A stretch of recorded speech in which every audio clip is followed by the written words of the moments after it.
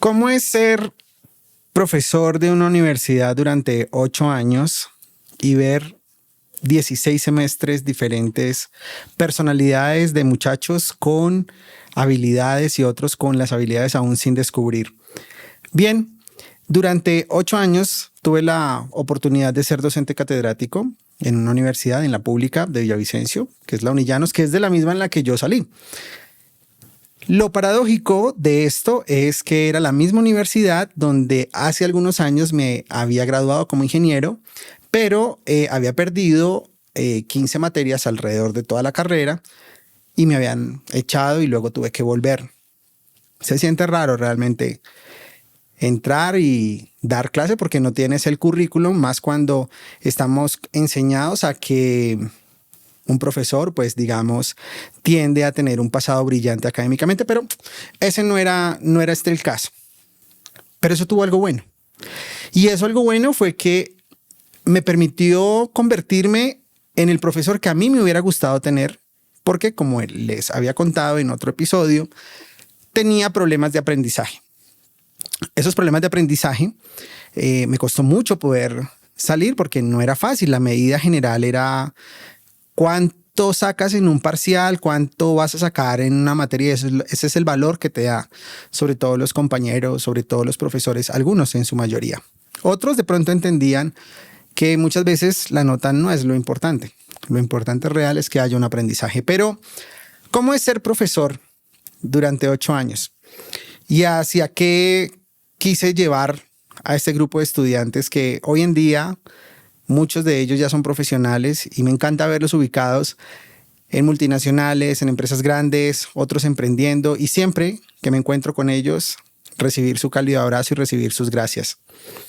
8 años donde tuve la oportunidad de conocer muchachos fantásticos con las situaciones que eso mismo podía llegar a presentarse.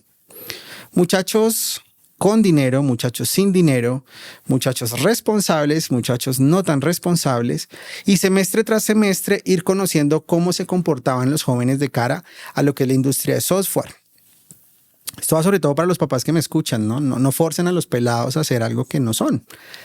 No forcen a los pelados a terminar una carrera que al final, si bien es cierto, es muy importante tener una carrera y en lo posible es la invitación que hago, pero si por alguna razón no es lo que al pelado le está gustando, pues debe tener la capacidad y la libertad de escoger la que quiera. Sea una pública, sea una privada, buscarse los fondos, tantas posibilidades que pueden llegar a tener. Y entre todos ellos, siempre hubo, en cada semestre, había gente muy talentosa. Hay otros que hoy en día no sé dónde estarán, pero hay otros que me abrieron tal vez su corazón y me contaban sus historias y podía ver que tenían problemas con sus papás, con sus familiares, con sus amigos, otros sufriendo del bullying, otros sufriendo una cantidad de cosas que a veces entonces les demandamos rendimiento. Entonces, el gran problema es que las universidades muchas veces intentan llenar de conocimiento a los estudiantes. Entonces, que parezcan océanos de conocimiento con 1 centímetro de profundidad, y eso es grave.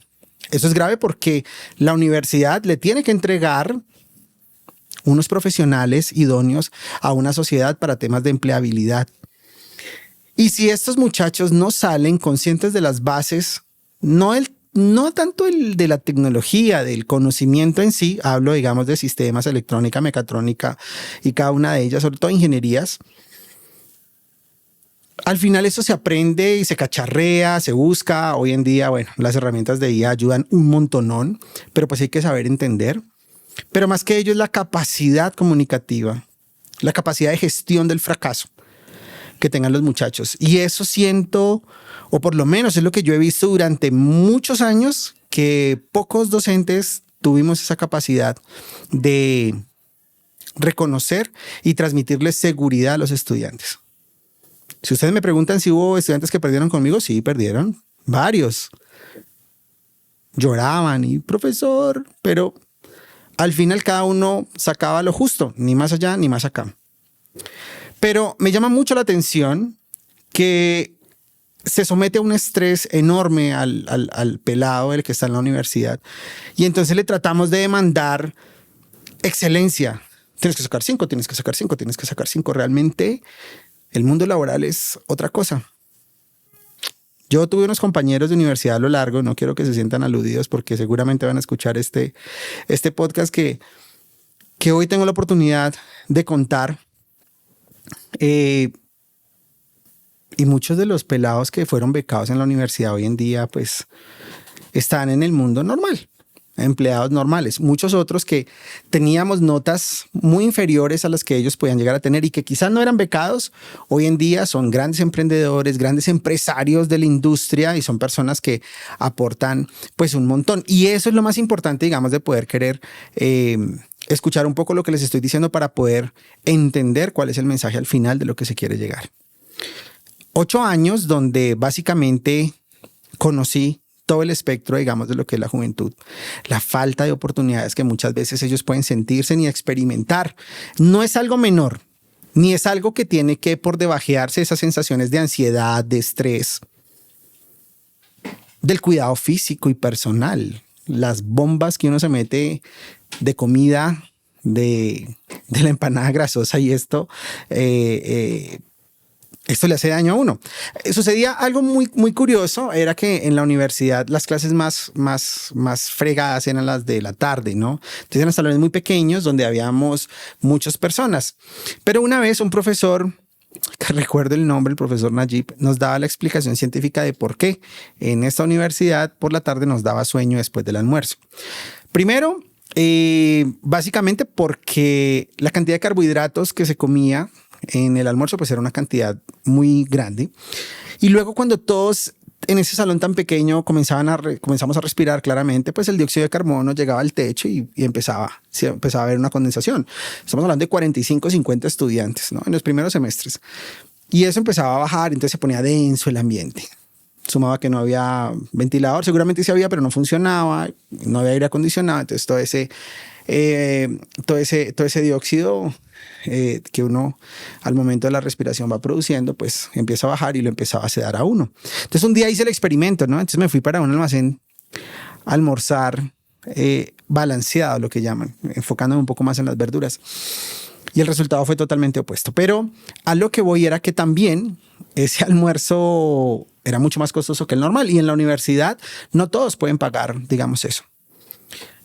Es más, muchos a veces solamente nos alcanzaba para una gaseosa y una empanada, no había para más. Hoy recuerdo, y de verdad, había un tipo, un ingeniero, Anselmo Vega, donde esté, profesor, muchas gracias. ¿Por qué? Un día estaba mal, tenía física hambre mientras estaba estudiando en la universidad. Me iba a desmayar del hambre, literal desmayar. Le dije a una compañera, le dije, oye, no aguanto más. Y no tenía plata. Y tuve que pasar por la pena de pedirle plata a ese profesor para que él me prestara 2,000 pesos y con eso pudiera comer algo. Él me los prestó. Nunca se los devolví. Ojalá algún día tenga la oportunidad de encontrármelo para poderle devolver ese favor tan inmenso que él dio. Y ese proceso, todas esas experiencias mientras yo dictaba clase, me iba a eso. Me iba a esos momentos, me iba a tratar de entender al pelado cuando está queriendo ser profesional, si realmente es feliz, porque eso es lo más importante, que sea feliz con lo que se está haciendo. El concepto de felicidad, bueno, eso sería otra grabación, pero el concepto de felicidad no solamente, o más bien no lo podemos romantizar, es simplemente sentirse bien con uno mismo. Y sobre todo en estudiantes de las universidades, sobre todo en las públicas, pero eso es por igual en la privada y en la pública. Hay muchos estudiantes que requieren a veces una voz de apoyo, requieren una voz amiga, requieren una voz de que a pesar de que estén perdiendo más de 15 materias, alguien pueda darles un voto de confianza, alguien pueda llegarles y decir como que, oye, vas para adelante, tú puedes y vamos a darle la vuelta a la tortilla, como es un dicho español muy conocido, vamos a darle la vuelta a la torta. Durante esos 8 años, siempre que estaba dictando clase, podía verme a mí sentado en el otro lado del escritorio, recibiendo una clase, recibiendo conocimiento, pero un conocimiento que realmente yo quisiera aprovechar, que realmente me sienta útil a la hora de poder utilizarlo al momento de que yo saliera al mundo laboral.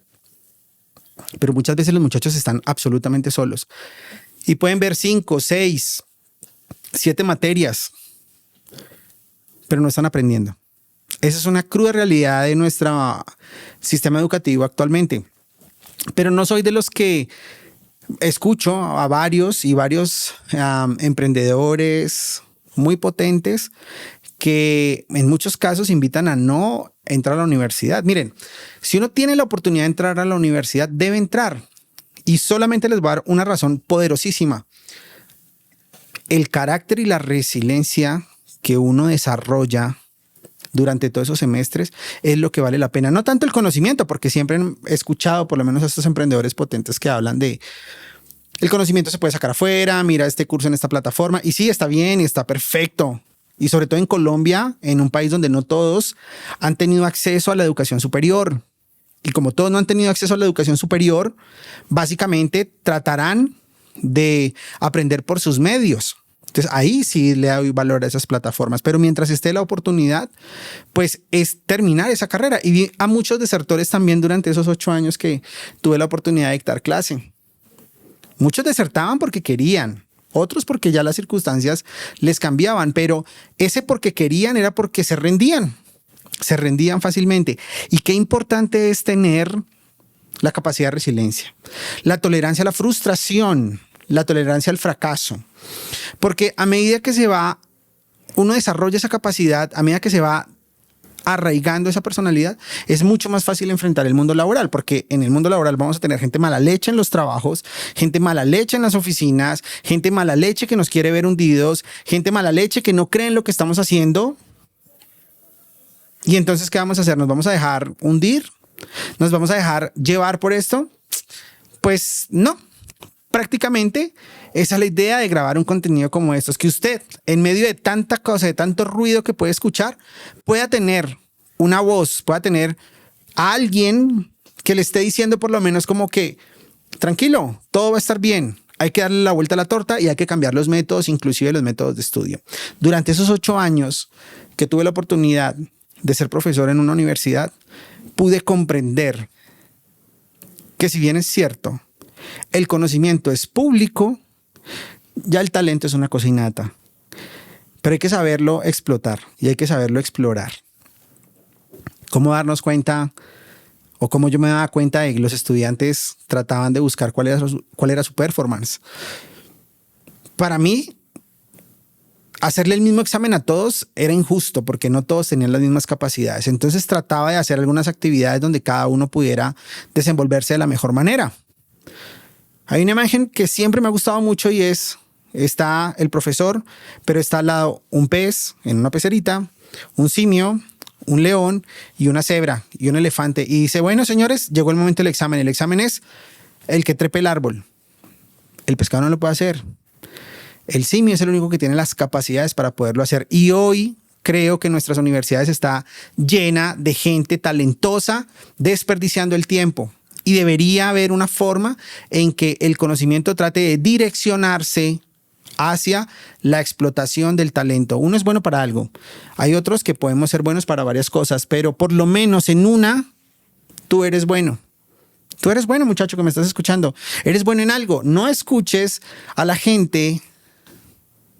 Muchas veces tienes que... Bueno, yo soy un poco de comerciales, ¿no? De seguir tu intuición y sé tú mismo y la imagen es nada y obedece tu sed y todo ese tipo de cosas. Porque muchas veces la motivación viene de ahí. Muchas veces la motivación viene de ahí.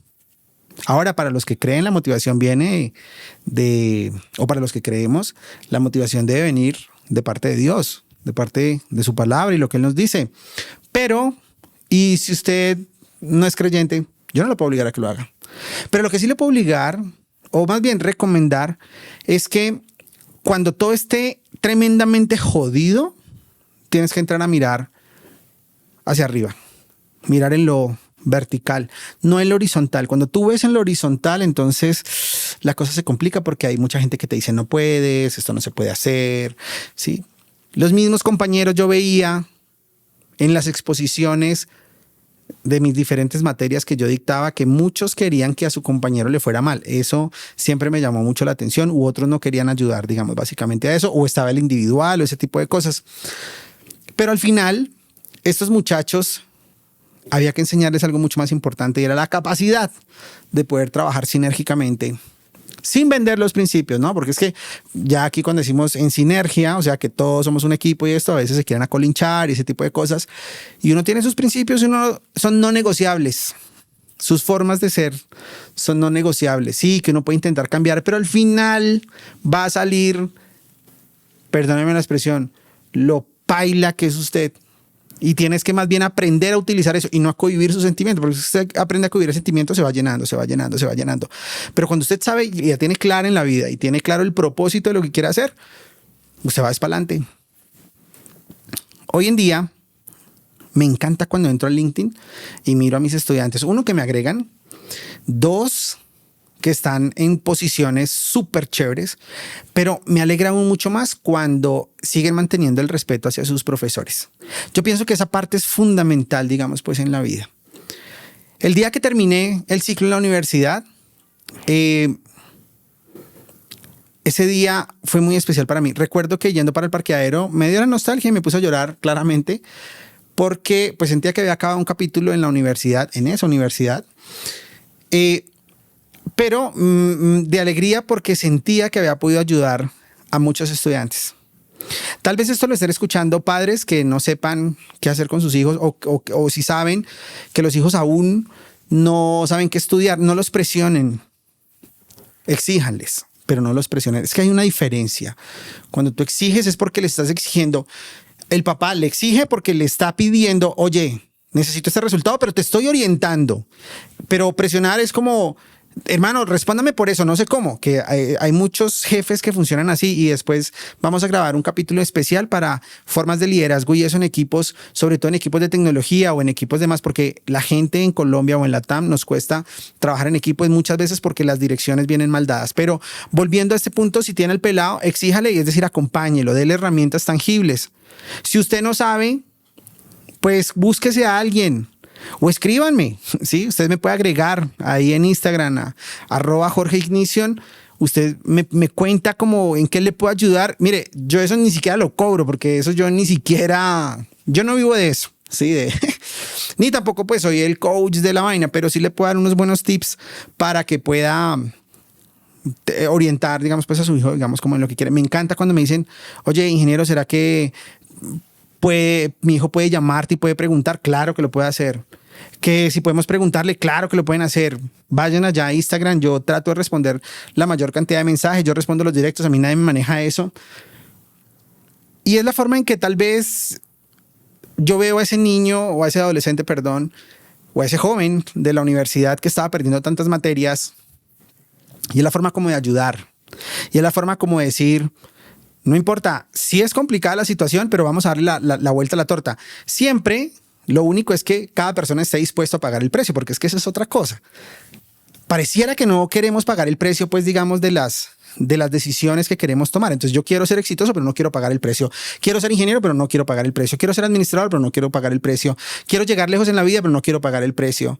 Quiero salir del país, pero no quiero aprender inglés porque me da pereza. Quiero emprender. Hay mucha gente, ustedes vieran, Dios, Jesús, mucha gente me dice quiero emprender, pero si le digo, ¿quieres emprender? No renuncies al trabajo, no sueltes, sí, porque es que esa es la otra, ¿no? Se nos metió uno, todo el mundo tiene que ser emprendedor, no, eso no es verdad. Y entonces como si ser empleado fuera pues un delito, no, tampoco.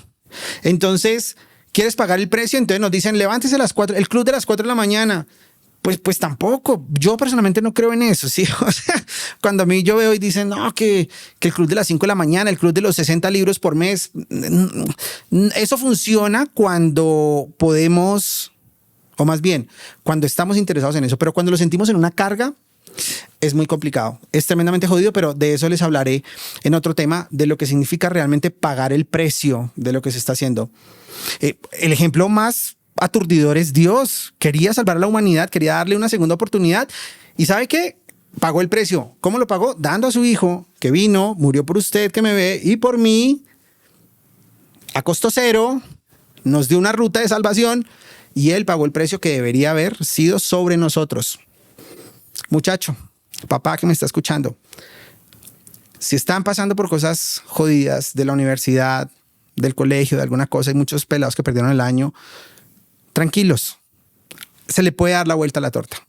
La invitación es esa. Si tienen preguntas, escríbanme. Ahí les va a aparecer la red, @JorgeIgnition en Instagram, con muchísimo gusto. Eso no lo cobro, como les digo.